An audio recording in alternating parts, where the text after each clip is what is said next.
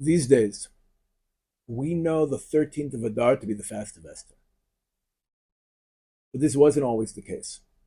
In ancient times, the 13th of Adar was a festival known as Yom Nikanor, celebrating one of the major victories of the Maccabean, the last battle that Yehuda Maccabi had won.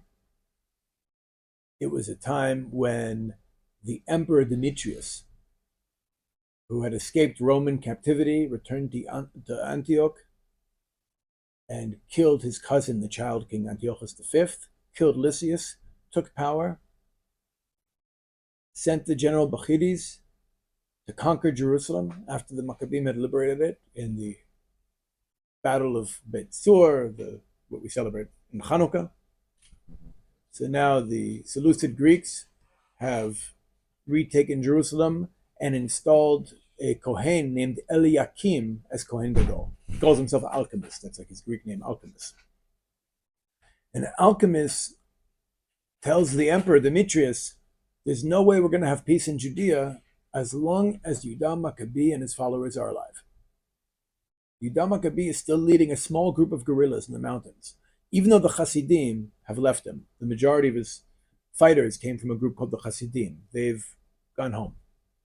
They accepted Lysias' peace plan, right? The idea that we'll go back to living according to our culture, our folkways, our traditions, our laws, but we'll remain part of the empire. Yehuda doesn't accept this. Yehuda wants political independence. So Yehuda is still in the mountains.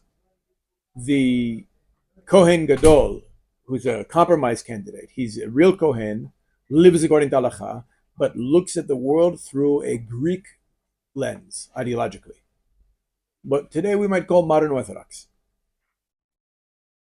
And the general Nikanor, who's head of the elephant unit, the war elephants, he's sent to Judea to take care of this problem, Yehuda Maccabi. And they actually become friends.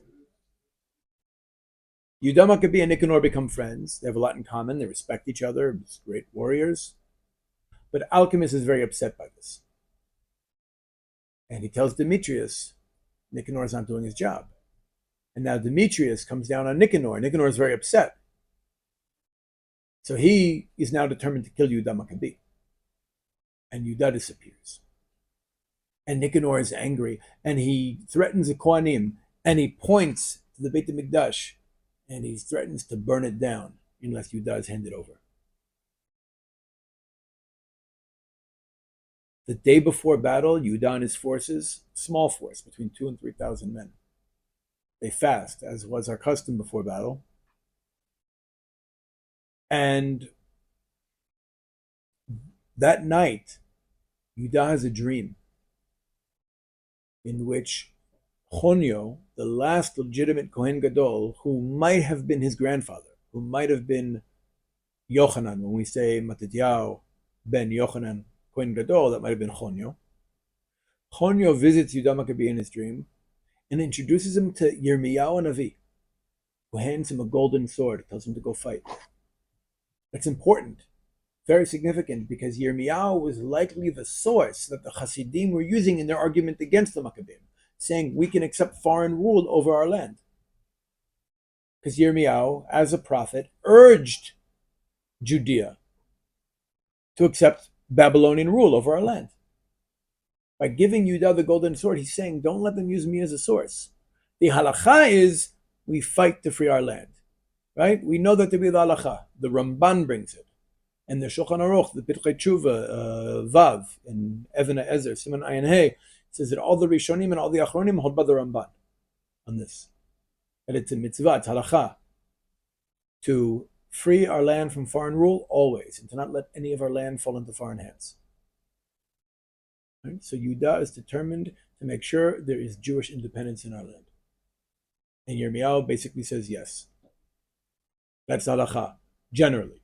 One time there was a nevuah to pause that halacha. That happens sometimes, but it doesn't change the halacha for all time. The next day, Yehuda Maccabi and his forces engage with Nikanor and his forces. They're outnumbered like 3-1.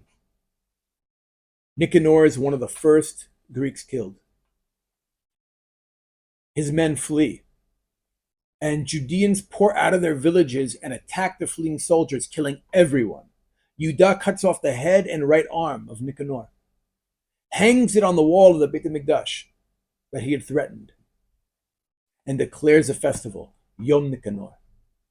And this festival, Yom Nikanor, lasted roughly 1,000 years, until it was ultimately replaced in the Gaonic period by Tanit Esther.